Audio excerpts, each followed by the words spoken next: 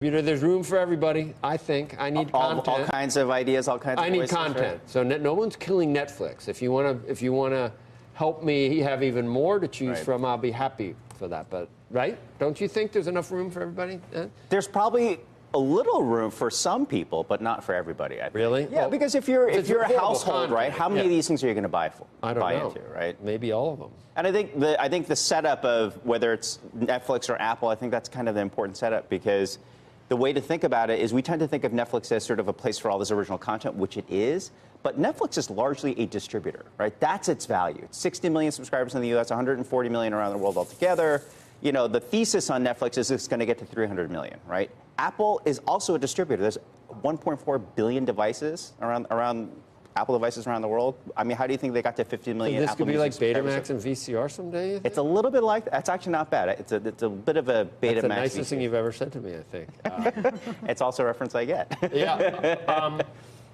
So I see what you're saying. For some reason, I just, now I can't imagine a world without Netflix. But I guess if Apple allowed me to get every single thing to just download that Netflix does, maybe I wouldn't need it. It would be based on original content. It could be, but the key to think about, the way to think about how Apple's doing it, I mean, it's kind of like a cable provider, right? So there's going to be some originals that Apple has paid for, but what they really want to do is they want to upsell you into an HBO subscription or a CBS All Access subscription. Here's my question. Why would all of these other media companies agree to that? Why would I say, okay, I will pay you a portion of my profits so that I can get bundled into something that is then going to make me less and less relevant? So because you're killing not only Netflix, but any of my other subscriptions. No, it's exactly the right question, but it's going to come down to absolute dollars, right? If I can make more money, period, by being on the Apple service, because there's a billion devices circulating out there, that's a gamble. I guess it's a gamble I'm willing to take, but then you are basically selling yourself to Walmart. If you build the next Netflix, and maybe it's only a couple bucks now, why wouldn't they turn around once they have domination and say, you want to stay on my platform? I'm going to charge you a lot more down the road. And